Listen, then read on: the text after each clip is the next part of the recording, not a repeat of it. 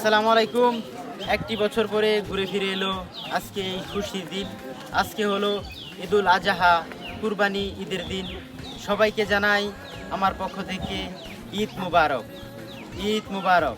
আর এইটা যদি গ্রামের মধ্যে, গ্রামের সবার সাথে, গ্রামীণ পরিবেশে হয়, এর চেয়ে আনন্দের বিষয় আর কি হতে পারে।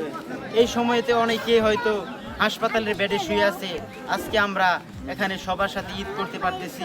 আল্লাহর কাছে শুকরিয়া জানাই, আলহামদুলিল্লাহ। সবাইকে জানাই ঈদ মুবারক। এটা যদি আপনজন মানুষদের সাথে চলে তাহলে এর চাইতে আনন্দের বিষয় আর কি হতে পারে। আমরা সবাই মিলে গ্রামের মধ্যে ঈদ আনন্দ উপভোগ করলাম, ভাগাভাগি করে নিলাম।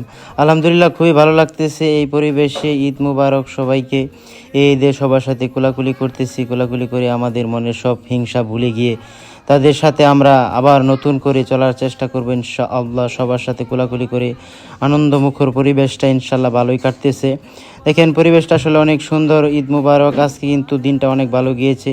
তো সবাই, ছোট বড় সবাইকে আমি ঈদের আনন্দটুকু ভাগাভাগি করার জন্য চেষ্টা করতেছি। তো এই জন্য সবার সাথে, ছোট বড় সবার সাথে কোলাকুলি করতেছি। আমার মামা ও সাথে কোলাকুলি করলাম, নাজমুল মামা দোকানদার, সেও দোকানদার, আমি দোকানদার, একসাথে ঈদ পালন করলাম। খুবই ভালো লাগতেছে পরিবেশটা। এটা হচ্ছে আমার নানার সাথে কোলাকুলি করলাম। আলহামদুলিল্লাহ, আল্লাহ তাআলা সবার সাথে ঈদের নামাজটুকু পড়ার তৌফিক দিয়েছে, সেই জন্য শুকরিয়া দেয় আলহামদুলিল্লাহ। ইনি আমাদের এলাকার একজন সম্মানিত ব্যক্তি, তার সাথে মোলাকাত করলাম। তো সবার সাথে একে একে মোলাকাত করলাম, ঈদ ভাগাভাগি করে নিলাম সবার সাথে। তো এটাও একটা আনন্দের বিষয়। আলহামদুলিল্লাহ, আল্লাহ তাআলা আমাদেরকে সুস্থ রেখেছেন, এই জন্য শুকরিয়া আদায় করি আলহামদুলিল্লাহ। অবশেষে সবাইকে জানাই ঈদ মুবারক, ঈদ মুবারক। ঈদুল আজহার শুভেচ্ছা ও অভিনন্দন জানিয়ে আজকের পর্যন্ত বিদায় নিচ্ছি।